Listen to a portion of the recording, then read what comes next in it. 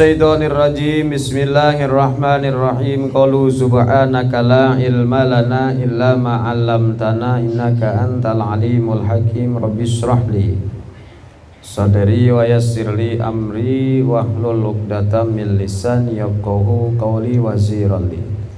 Qala al muallifu rahimahumullahu taala wa nafa'ana bi ulumihi fid dharain amin amin ya rabbal alamin. Bismillahirrahmanirrahim. Kemarin yang keempat baca Fatihah rukun di dalam sholat, dimana baca Fatihah itu dalam setiap rakaat tidak boleh ditinggalkan. Kemudian huruf-hurufnya tidak boleh ada yang salah. Tasdidnya tidak boleh ada yang kurang. Maka mesti belajar Fatihah, takut tasdidnya kurang. Nanti yang tasdid ditasdidkan, yang tidak tasdid jangan ditasdidkan. Ketika bukan tasdid ditasdidkan merubah makna, nantinya Fatihah salah. Maka wajib baca Fatihah itu belajar punya guru. Panggil ustadznya ke rumah, suruh dengarkan kita baca Fatihah. Panggil ustadznya. Ya kemarin cukup lah ya kemarin. Lebih baik panggil yang mengerti dalam qiraat, yang mengerti dalam hukum-hukum baca Al-Quran. Ya jangan panggil aja ne duit. Aja celuk kongkon ngajari bebalik orang di bensin. Panggil ustadznya atau datang ke rumah ustadznya. Dengarkan saya baca Fatihah. Kalau Fatihahnya salah. Dan belajar kita udah lama tapi Fatihahnya salah, percuma, karena Fatihah wajib hukumnya. Inti daripada sholat itu, rukun itu adalah Fatihah. Setiap rakaat dibaca. Karena ketika haknya itu agak besar ataupun diisi nggak kosong, salah nantinya. Kan kemarin wajib i'adatuha, wajib diulang kembali itu Fatihah. Apabila dirubah itu hak dengan huruf hak besar, lam yasih sholatu, tidak sah sholatnya. Nah itu kemarin ya sudah dijelaskan. Minimal kemarin juga sudah saya bacakan tata cara Fatihah. Tidak boleh juga terlalu lambat, terlalu cepat juga jangan, sedang baik. Tapi mesti dibenerin Fatihahnya. Yang lain itu sunnah, baca Quran sunnah itu. Tapi kalau ditinggalkan rugi. Masuk ke dalam yang kelima, rukun yang harus dilakukan di dalam sholat, yaitu melakukan ruku. Setelah dia niat takbir berdiri, kemudian lakukan ruku. Ini rukun di dalam sholat, tidak boleh ditinggal, dilangkah langsung sujud, nggak boleh. Ketinggalan ruku umpamanya, maka wajib dia mengulang kembali itu ruku. Contoh, jahit sholat.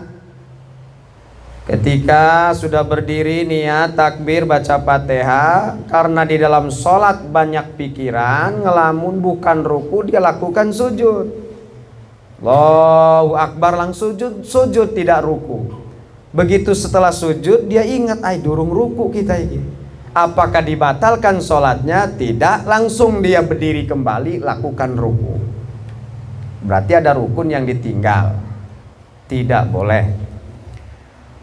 Wa aqalu fardihi liqaimin qadirin ala ruku'i mu'tadilin al khalqatin salimi yaddaihi wa rukbati ayyan haniya bi ghairi inhinasin qadra bulughi rahataihi rukbataihi. Lebih sedikitnya atau minimal setidaknya keparduan ruku bagi orang yang sanggup berdiri melakukan sholat.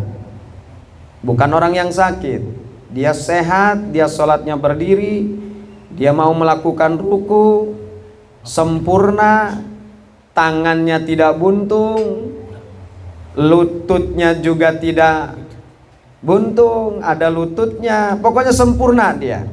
Kemudian dia ingin melakukan ruku, maka minimal melakukan rukunya itu condong ke arah kiblat. Minimal. Bukan duduk, bukan cara apa namanya di bahasa Jawa nema inhinaskin jumengkereng, ngedengklak, merkungkung. Apa perkungkung mungkinan ya?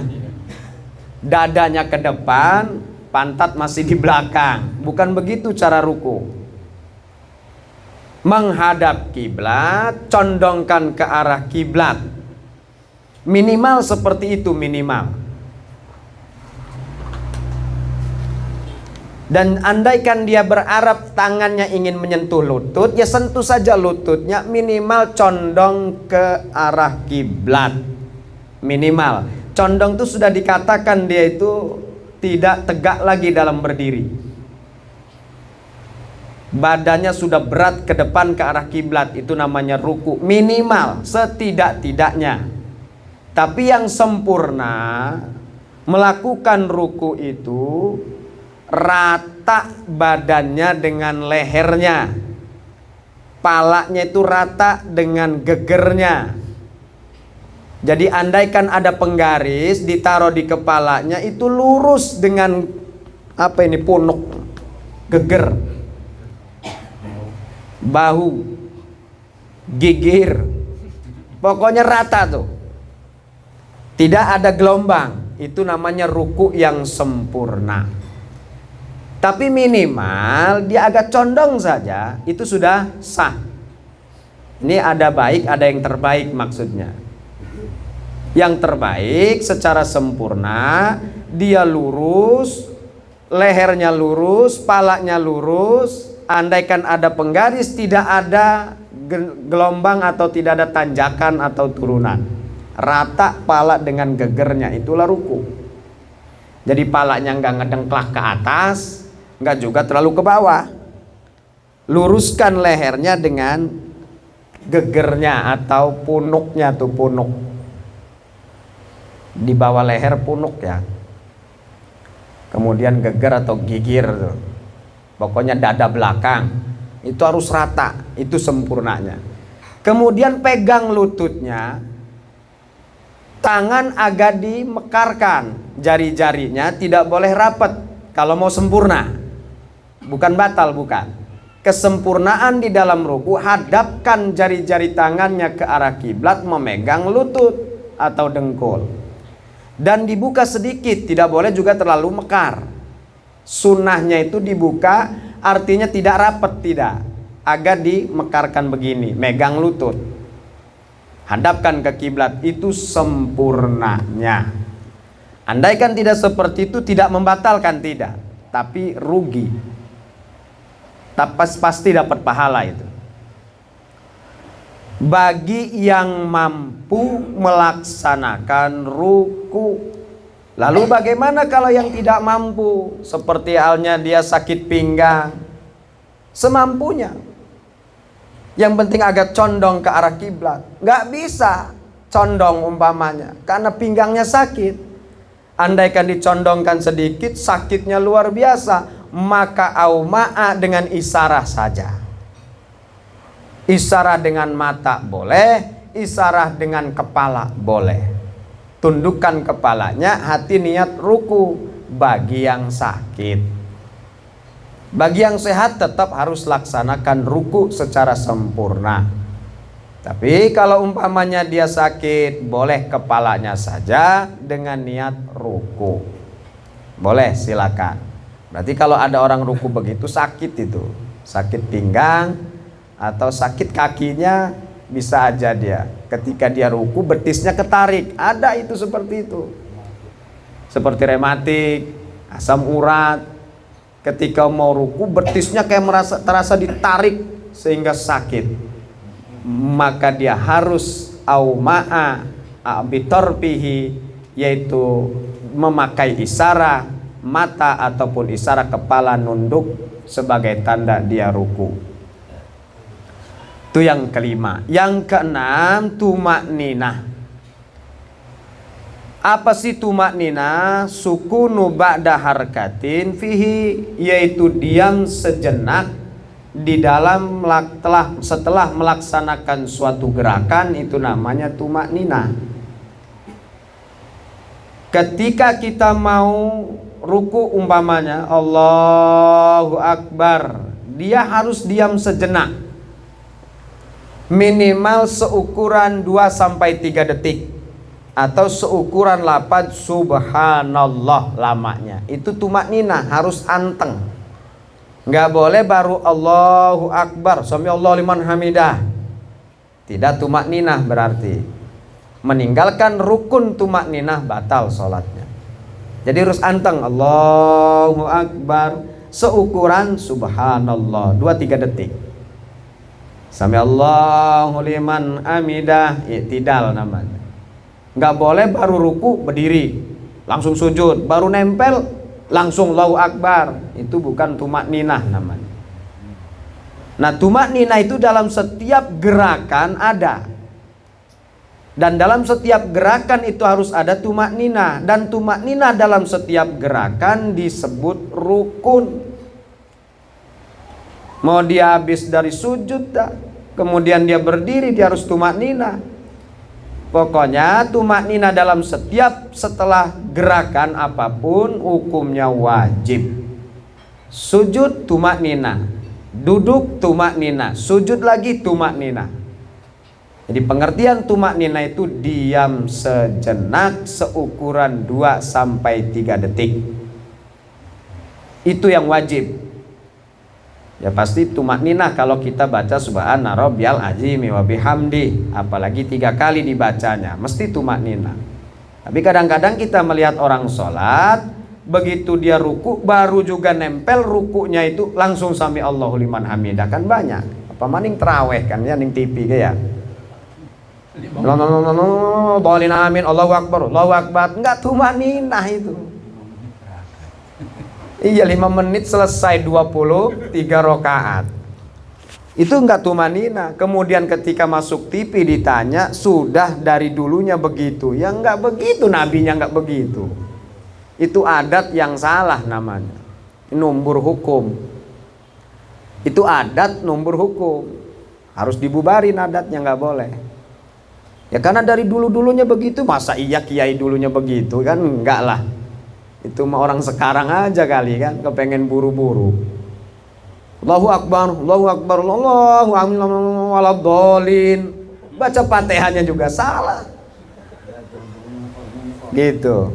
Tapi kalau umpamanya agak sedang mah kayak di Kaliawi kan cepet juga tapi sedang. Nah, itu masih diterima. Bismillahirrahmanirrahim. Alhamdulillahirabbil alamin arrahmanir rahim maliki yaumiddin iyyaka na'budu wa iyyaka nasta'in ihdinas siratal mustaqim. Masih bisa diterima itu. Siratal ladzina an'amta 'alaihim ghairil maghdubi 'alaihim waladdallin. Masih baca ayat, masih kedengar. Kemudian dia ruku, masih tumakninah. Coba di TV mah kan. Bismillahirrahmanirrahim waladdallin. Amin. Aminnya kayak begitu kan? Amin. Bismillahirrahmanirrahim. Allahu Akbar. Allahu Akbar. Nggak ada tumakninahnya. Bukan sholat itu mah. Olahraga namanya itu.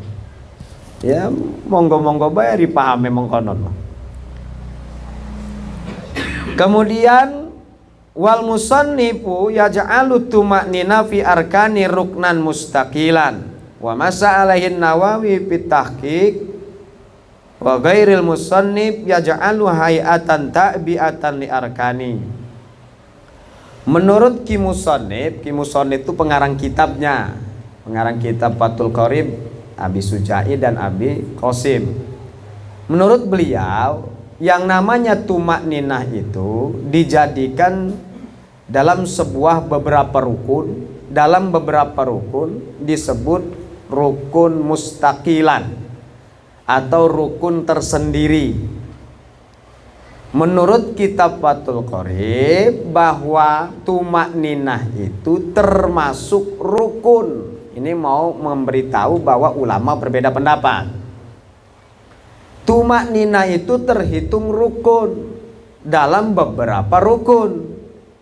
Ketika dia i'tidal ada tumakninah, ketika ruku ada tumakninah, sujud pun ada tumakninah, bahkan duduk ada tumakninah. Beberapa rukun namanya disebut rukun mustaqil. Memang dia rukun secara jenisnya, bukan ikut-ikutan tapi rukun.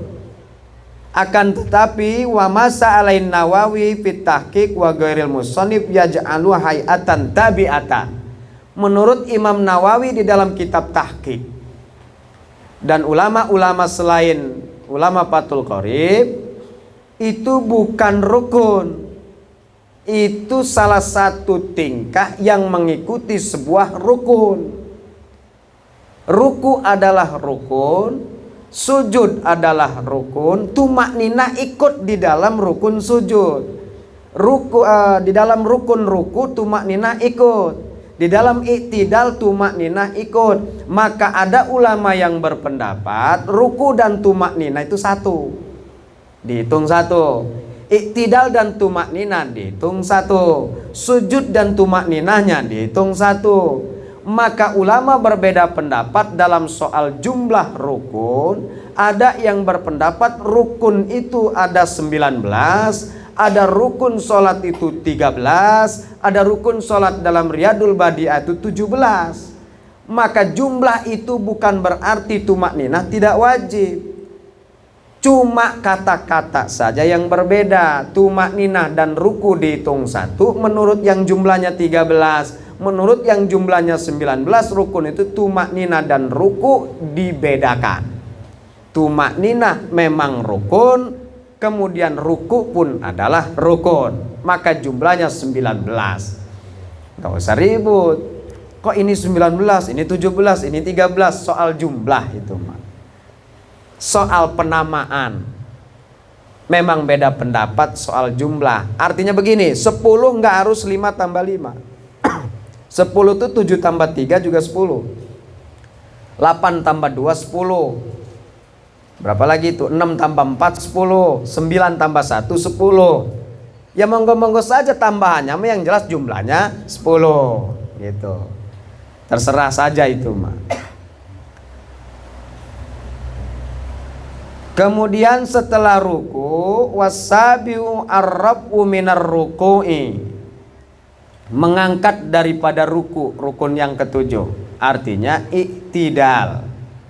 Qaiman alal hayatil lati kana alaya qabla ruku'ihi min qiyamin qadirin. Wa qu'udin ajizin anil qiyam. Bagaimana saja dia melaksanakan sholatnya, apakah sholatnya dia berdiri atau sholatnya dia duduk, iktidal mesti ada. Sholat duduk dia harus iktidal, sholat berdiri dia harus iktidal. Iktidal itu bangun dari ruku, namanya iktidal. Ketika Allahu Akbar, subhana rabbiyal azim wa bihamdi, subhana rabbiyal azim wa bihamdi, subhana rabbiyal azim wa bihamdi, sami Allahu liman hamidah. Itu iktidal, harus tumakninah. Sami Allahu liman hamidah, diem. Mau baca ta Rabbana lakal hamdu, mau enggak itu sunnah. Rabbana walakal ham mil'us samawati wa mil'ul ardi wa mil'u masyita min syai'im ba'du. Ada yang baca mil'as samawati wa mil'al ardi wa mil'a masyita min syai'im ba'du, boleh. Ada yang baca mil'u, ada yang baca mil'a. Sama maknanya, nggak apa-apa. Terserah aja, tergantung gurunya. Umpama dulunya mil'u ya mil'u saja. Mau mil'a boleh, yang nggak boleh mil'i, nggak ada. Salah nantinya. Nah itu tumakninah maksudnya tuh. Sami Allahu liman hamidah, diam dulu, anteng dulu, baru sujud. Allahu Akbar. Bahkan sejarah Sami Allahu liman hamidah itu dalam kitab Riyadul Badi'ah dijelaskan. Di sini tidak dijelaskan. Dalam kitab Riyadul Badi'ah dulu baginda Nabi tidak ada Sami Allahu liman hamidah. Allahu Akbar, subhana rabbiyal azim wa bihamdi, subhana rabbiyal azim wa bihamdi, subhana rabbiyal azim wa bihamdi. Takbir Nabi, Allahu Akbar. Dulu begitu. Lalu kenapa kok ada Sami Allahu liman hamidah? Saat itu Abu Bakar Siddiq terlambat untuk melaksanakan berjamaah. Pada saat itu Nabi sedang ruku. Lama tuh rukunya Nabi itu.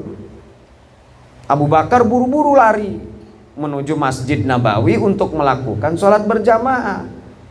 Di dalam hati Abu Bakar, ya Allah, ketinggalan berjamaah saya, ya Allah, ketinggalan berjamaah. Terus saja dia mau berjamaah sampai ke masjid, Nabi lagi ruku. Kemudian rukunya diperpanjang oleh Nabi karena Nabi ditegur sama Jibril.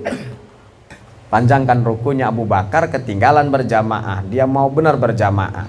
Ini masih ruku yang pertama, bukan ruku yang terakhir. Akhirnya ketika Abu Bakar masuk dan dia langsung takbir, langsung laksanakan ruku yang disebut masbuk Fatihah. Dia tidak membaca Fatihah, dia langsung Allahu Akbar, langsung ruku. Disebut masbuk Fatihah. Dia ketinggalan Fatihahnya. Siapa yang menjamin Fatihahnya? Imam. Karena dia masbuk Fatihah. Kemudian langsung Nabi Samiallahu liman hamidah. Ikut tuh sahabat pada saat itu. Kan maksudnya, maknanya Samiallahu liman hamidah, Allah telah mendengar kepada hambanya yang memujinya. Maksudnya Abu Bakar Siddiq. Karena ketika nyampe ke masjid, alhamdulillah saya masih dapat berjamaah.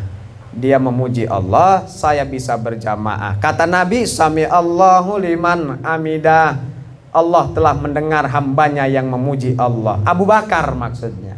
Ini sejarah yang disebut asbabul wurud, adanya Samiallahu liman hamidah gara-gara Abu Bakar Siddiq ketinggalan. Kalau Abu Bakar Siddiq tidak ketinggalan, nggak ada Samiallahu liman hamidah, nggak ada. Maka membaca Samiallahu liman hamidah, membacanya itu sunnah hukumnya, nggak wajib. Dan tidak membatalkan sholat andaikan tidak dibaca. Andaikan dia bacanya takbir pun umpamanya Allahu Akbar, tidak membatalkan sholat. Sebab dulunya juga nggak ada. Wajibnya itu dia iktidalnya. Berdiri dari rukunya itu wajib. Membaca Samiallahu liman hamidahnya tidak wajib, tapi rugi kalau nggak dibaca. Sebab itu dari Nabi. Gara-gara Abu Bakar Siddiq ketinggalan tuh. Tapi kalau zaman sekarang orang ketinggalan yang nggak bisa jadi hukum. Umpama masbuk Fatihah, Saleh ketinggalan sholat berjamaah, imamnya mendengar, digenti umpamanya, sesat itu. Kenapa? Karena ada Saleh ketinggalan masbuk umpamanya masbuk Fatihah. Sebab hukum sudah selesai dari Nabi. Nah, itu masbuk Fatihah. Apakah orang sekarang bisa dikatakan masbuk Fatihah kalau dia berleha-leha? Belum tentu. Ini kadang-kadang hukum ini bisa rancu nih. Ketika kita masbuk Fatihah betul-betul ketinggalan, kita mau berjamaah, imam sudah ruku, wajib kita harus ruku, nggak boleh kita berdiri. Kalau kita mau berjamaah, Allahu Akbar, langsung ruku. Nggak boleh kita baca Fatihah lagi. Kenapa? Kalau kita mau berjamaah, sebab harus ikut imam. Langsung saja ruku, yang nanggung itu imam. Tapi kan kita nih kadang-kadang ketinggalannya bukan gara-gara yang darurat, gara-gara ngerokok. Tanggunglah deh, masih enak-enaknya, sedot kalau dewek. Habis banu deke masbuk kan, imam baca Fatihah tuh, nih rancu nih hukum ini. Apakah disebut masbuk Fatihah orang ini sebab tadinya juga ketinggalan karena disengaja? Ini rancu nih, nggak boleh berarti dia wajib Fatihah, berarti nggak usah jamaah dulu, tunggu aja imamnya sempurna. Karena kalau dia langsung masuk kemudian dia ruku ikut imam, sementara dia tuh sengaja meninggalkan Fatihahnya gara-gara ngerokok. Oh, rancu itu mah. Kalau Abu Bakar Siddiq betul-betul darurat, hati mah tidak ingin ketinggalan berjamaah, darurat betul, maka dia lari-lari. Kalau kita kan enggak, imam masih Fatihah ya, kok ayatnya dakwah kunus ngerokok bindingin. Nah itu nggak bisa disebut masbuk Fatihah. Masbuk Fatihah karena darurat. Wattasi'u as-sujudu marrataini fi kulli rak'atin. Yang ke-9 rukun salat itu adalah sujud marratain 2 kali, sujud 2 kali dalam setiap rakaat, itu rukun, tidak boleh ditinggalkan. Wa aqalluhu mubassaratu ba'di jabhatil musalli maudi'a sujudihi fi minal ardi au ghairiha. Minimal orang yang sujud itu sentuhkan jabhanya, jidatnya, keningnya di bumi atau selain bumi. Apa maksudnya di selain bumi? Sholat di tingkat, sholat di amben, kan tidak sujud di bumi itu. Yang dimaksud yang diinjak oleh kakinya itu bumi maksudnya.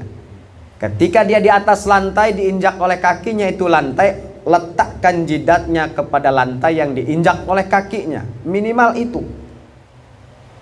Minimal. Berarti ada, kalau bahasanya minimal seperti ini, tidak ada kewajiban tangan, tidak ada kewajiban dengkul sujud itu. Lamun bisa sujud orang ke dengkul orang ke tangan ya, langsung bleduk begonon. Lamun bisa. Ya artinya itu mah tidak dihukumi wajib ge, mesti ngikut ge. Yang namanya sujud mah dengkul dan tangan. Begitu. Ada ulama yang seperti itu, tapi ada ulama yang mewajibkan tangan ini menjadi rukun sujud. Di antaranya rukun sujud itu ada 7. 1 jidat, kedua telapak tangan 3, kedua dengkul berarti 5, kedua dampal kaki 7, berarti 7 rukun di dalam sujud secara sempurna. Tapi sebagian ulama sujud cuma jidat doang. Amun nempel be jidate ning bumi wis disebut sujud. Lamun bisa orang cecekelan gitu loh. Cuman lamun orang cecekelan ya benjol pasti kan. Artinya itu mah nggak usah dibahas lagi, mesti tangan dan dengkul ngikut itu mah gitu. Tapi ulama sebagian berpendapat wajib tangan, dengkul dan kakinya itu juga sebagai rukun di dalam sujud dan kesempurnaan di dalam sujud. Wa akmaluhu ayyukabbira li hawaihi lis sujud bila rab'i yadaihi. Kesempurnaan di dalam sujud itu ketika setelah ruku dan iktidal dia mengucapkan takbir Allahu Akbar. Ketika dia turun ingin melaksanakan sujud, dia disunahkan mengucapkan takbir dan masuk dalam kesempurnaan melaksanakan sujud. Allahu Akbar bila rab'i yadaihi, tidak memakai mengangkat tangan. Tidak ada kesunahan. Mau sujud Allah sujud, angkat tangannya umpamanya, tidak ada kesunahan. Langsung saja tidak boleh mengangkat tangan. Kalau mengangkat tangan seperti menyembah berhala. Coba ke Allahu Akbar kayak nyembah berhala. Ada itu mengangkat tangan ketika mau ruku, ketika iktidal itu disunahkan mengangkat tangan. Tapi ketika sujud tidak disunahkan mengangkat tangan. Ada orang yang mengangkat tangan ketika sujud banyak. Kalau sholat di luar tuh banyak di masjid-masjid. Allahu Akbar, celana cingkrang, menjegar sikile, waya Arab sujud ngangkat tangannya. Tidak ada kesunahan. Seperti nyembah berhala itu. Kesempurnaannya hanya membaca takbir, tidak mengangkat tangan. Kemudian diperintahkan wayadau rukbataihi, dengkul, summa yadaihi, kemudian tangan, summa jabhatihi wa anfihi, kemudian hidung dan jidat berbarengan. Itu sempurnanya. Dengkul dulu. Setelah dengkul baru tangan. Baru jidat dengan hidung berbarengan. Summa jabhatihi wa anfihi. Tidak ada bahasa summa. Kemudian jidat dan hidung berbarengan. Blek. Sunnahnya begitu. Hidung dulu boleh. Silakan hidung dulu tapi tidak dapat kesunahan. Kan bicara kesempurnaan. Hidung dulu ya ora apa-apa. Cangkem dingin tak ora apa-apa. Tapi kesunahannya dengkul duluan, kemudian tangan, kemudian hidung dan jidat berbarengan nempelnya. Blek. Itulah sempurna di dalam sujud. Ada ulama yang mengatakan tangan boleh dulu, tangan dulu boleh. Tangan dulu kemudian dengkul. Ada juga ulama yang mengatakan seperti itu, ada. Tapi kebanyakan ulama kita Imam Syafi'i dengkul duluan baru tangan. Sebab kayak onta nantinya kalau tangan duluan ya. Onta duduk tuh kan bledak gitu. Kata Nabi, jangan tiru onta ketika kamu sujud atau duduk di dalam sholat. Jadi dengkul dulu. Beda, kita kan bukan onta, kita kan manusia. Dengkul dulu, tangan dua-duanya, baru jidat dan hidung berbarengan. Kemudian masalah. Sekarang ada masalah. Jahit sholat umpamanya, sorbannya 2 meter. Ketika dia sujud, sorbannya itu karena panjang, dia sujud di sorban, bukan sujud di sejadah.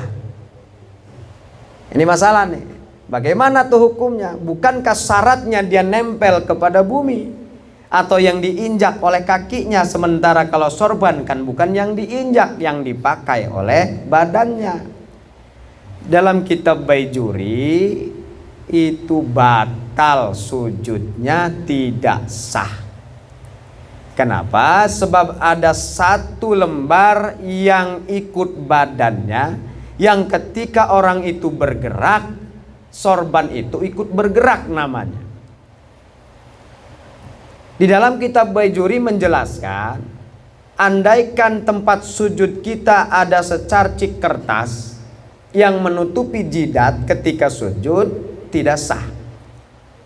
Ada kertas di depan kita, HPS umpamanya, atau kertas polio, atau kertas koran, kertas apa aja lah, atau sapu tangan tak apa tak, tapi itu bukan bagian dari sejadah, dia pisah dari sejadah. Kemudian kita sujud, nempel, blek. Maka saya masih mikir tuh sejadah cilik kan. Nah, anak kan ya, sejadah celuik kan. Apa maksudnya seceluik pun? Kemudian ditaruh untuk sujud dia. Dalam kitab Baijuri. Ini saya koreksi nih, dari pagi saya lihat kitab Baijuri.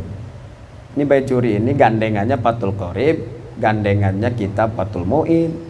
Bergandeng dengan Baijuri itu cocok. Kenapa? Karena dia satu kesatuan, menjelaskan tentang masalah satu kitab. Di sini dijelaskan masalah sujud. Andaikan kita sujud, kemudian ada 1 kertas di depan kita, menutupi seluruh rukun sujud, yaitu jidat. Kalau umpamanya tidak menyentuh yang dia injak, maka kata kitab Baijuri, lam yasih sujuduhu, tidak sah sujudnya. Itu kalau menutupi semua. Tapi kalau umpama sedikit saja, ya nggak jadi masalah. Mana yang sedikit? Seperti ada debu di sejadah kita, kemudian kita sujud, ada debu, debunya nggak numpuk, nggak. Ada bagian jidat kita ini yang kena sejadah, masih boleh. Karena wajibnya jidat itu ba'di jabhatih, sebagian jidatnya nempel ke bumi, sebagian berarti. Artinya kalau cuma debu atau kerikil tapi kita nyentuh, masih nyentuh sejadah, itu boleh. Tapi kalau ada kertas, berarti tertutup keseluruhan jidat untuk melakukan sujud yang sempurna. Batal. Balik lagi harus dia sholatnya. Atau singkirkan tuh kertas, buang. Lalu bagaimana? Itu kan yang diam ya, diam, bukan bagian dari sejadah. Lalu bagaimana kalau seandainya pakaian yang dia pakai, dia bergerak, yataharraku bi arqatihi, dia bergerak dengan gerakannya yang orang yang sholat, kemudian dia sujud di atas sorban, sama itu pula kazalik. hukumnya batal sujudnya. Oh.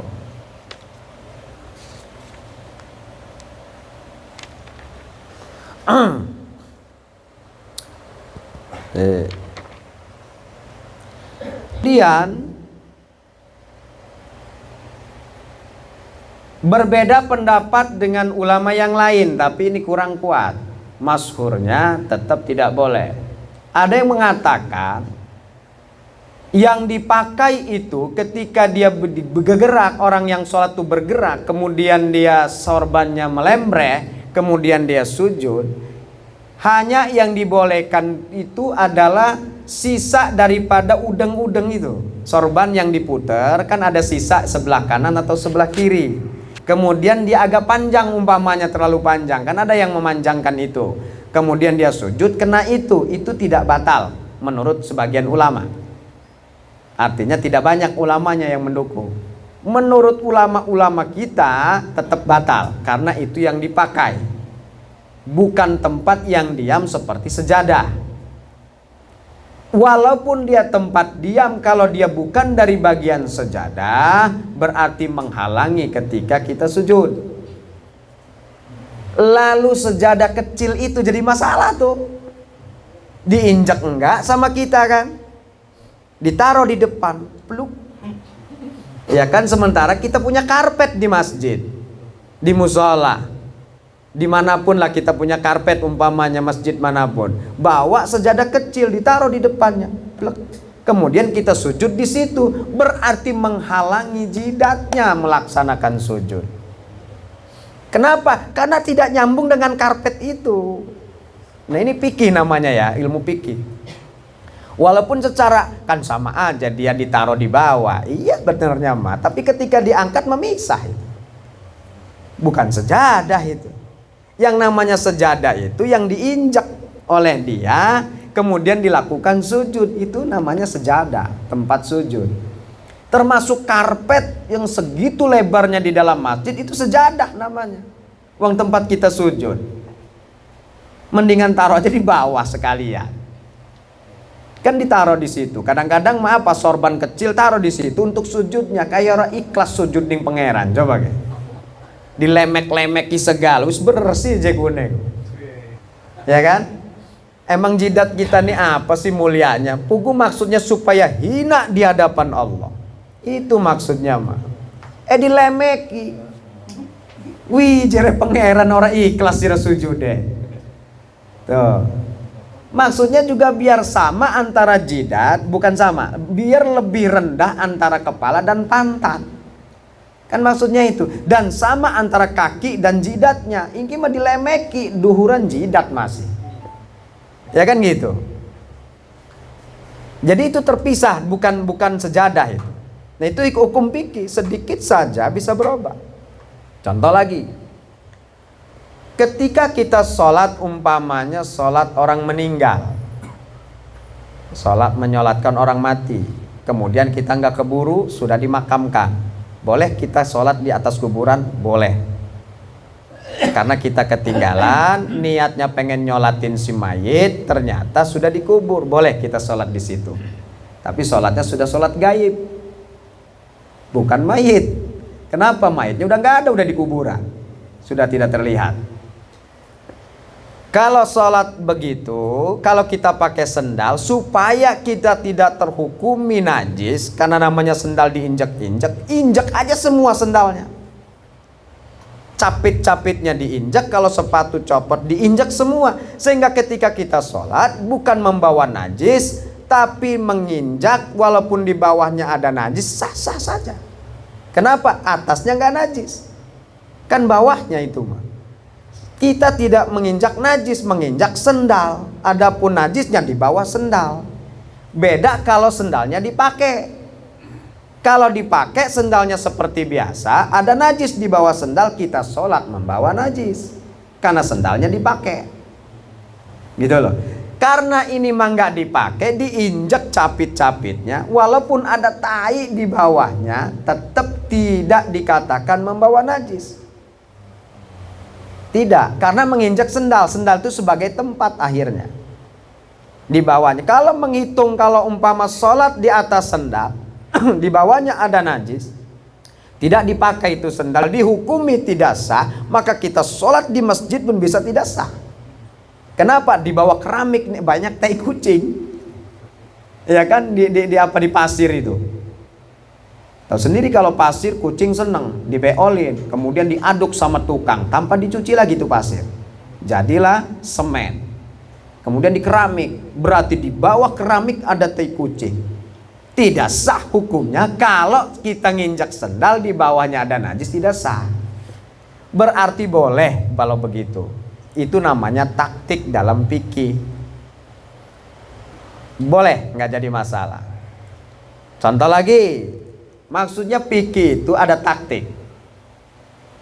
Nabi ketika ditanya orang, ya Muhammad, melihat orang nggak di sini? Orang itu mau dibunuh pada saat itu. Nabi geser ke kiri, selama saya berdiri di sini saya tidak melihat. Padahal Nabi melihat. Waktu dia di kanan, di sebelah kanan. Begitu ditanya, Nabi karena nggak mau bohong, dia geser selangkah. Selama saya berdiri di sini saya nggak ngelihat. Langsung tuh kabur orang itu. Kenapa? Karena orang itu mau dibunuh. Maka Nabi berhak melindungi. Andaikan Nabi jujur pada saat itu melihat, kan ketahuan dibunuh orang itu.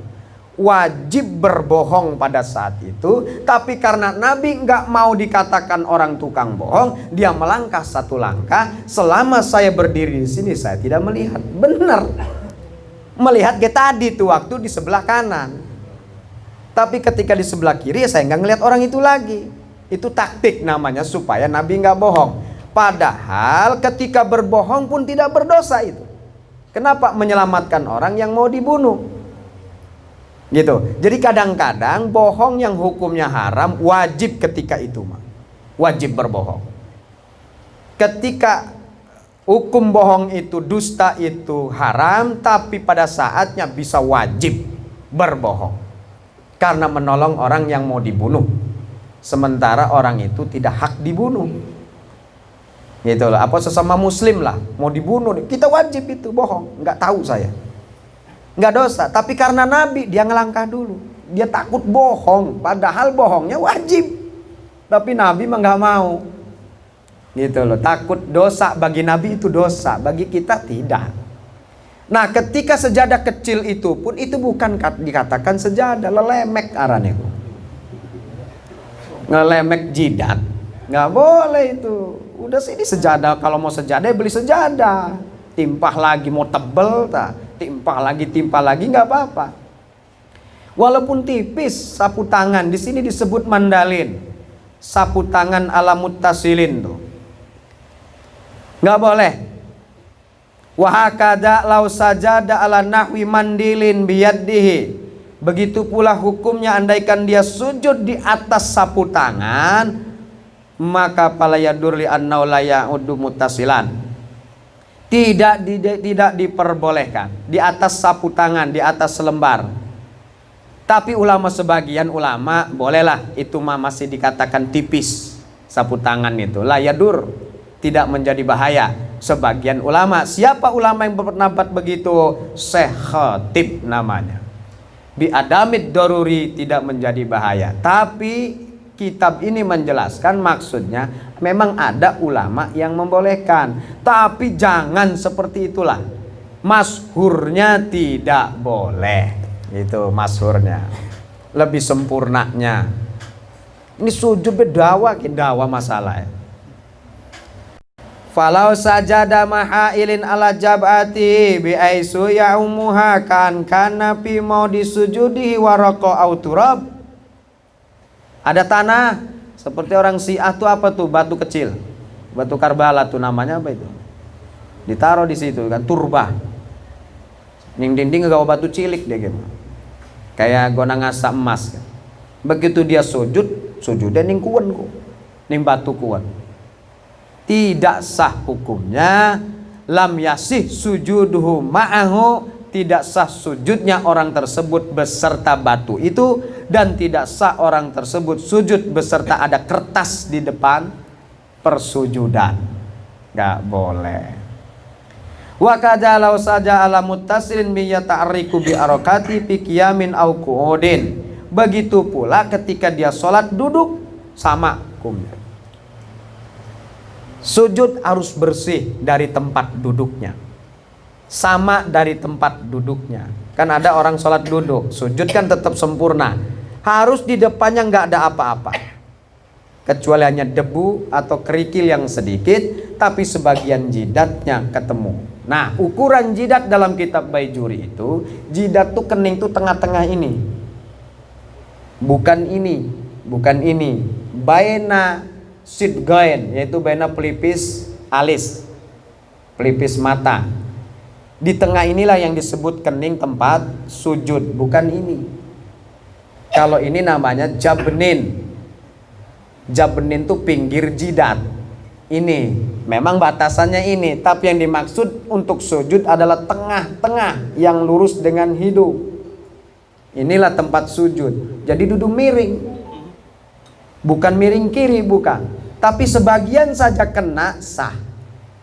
Apa sebagian maksudnya? Yang penting nempel aja salah satu yang di tengah ini, sah. Tapi kayaknya nggak mungkin salah satu langsung itu, mau tengah-tengah. Dan berbarengan dengan hidung, itu sunnahnya di dalam sujud secara sempurna. Kemudian dijelaskan pula di sini, wajib meletakkan tangannya di atas lantai atau bumi, kemudian dengkulnya, kemudian medal kakinya, begini medal itu. Salah satu boleh, hanya jempol saja umpamanya, boleh. Yang penting ada yang menghadap kiblat. Sempurnanya lima-limanya hadapkan ke kiblat. Aja main-main dalam sujud sikilnya goyang-goyang baik, kan ana mani wong salat itu. Sikilnya ditukar-tukar kanan, tukar kiri. Harus begini nih kakinya nih. Jadi kalau sana kiblat begini. Ini wajib hukumnya. Letakkan tangannya di atas lantainya. Kemudian angkat kalau laki-laki. Kalau perempuan nempel sampai sikut. Tapi kalau laki-laki begini. Aja mengkenen ke bencong. Gini. Dan hadapkan ke sana. Telapak tangan dan jari-jarinya sama. Telapak tangan dan jari-jarinya sama. Enggak begini, enggak begini. Pokoknya rapikan. Maka Indonesia itu sholat paling rapi di negeri Arab. Paling rapi. Wong Arab mau waduh macem-macem sholat. Ada sing jemping. Nah itu wajib tuh. Dengkul juga wajib. Ya memang wajib. Kalau enggak bagaimana sujudnya coba? Namun dengkulnya orang nempel. Arane kun marap nyerowok. Umpama medal doang, kakinya jasa, telapakannya saja. Enggak. Dengkul pun wajib nempel. Kemudian telapak tangan, jidat, dan kakinya harus begini. Salah satu boleh. Salah satu kakinya boleh. Tapi sempurnanya semua harus menghadap. Itu wajib menurut Baijuri. Menurut ulama lain, satu saja boleh. Karena kalau udah tua kan kadang-kadang asam urat. Orang bisa ditekuk-tekuk. Wallahu a'lam bishawab.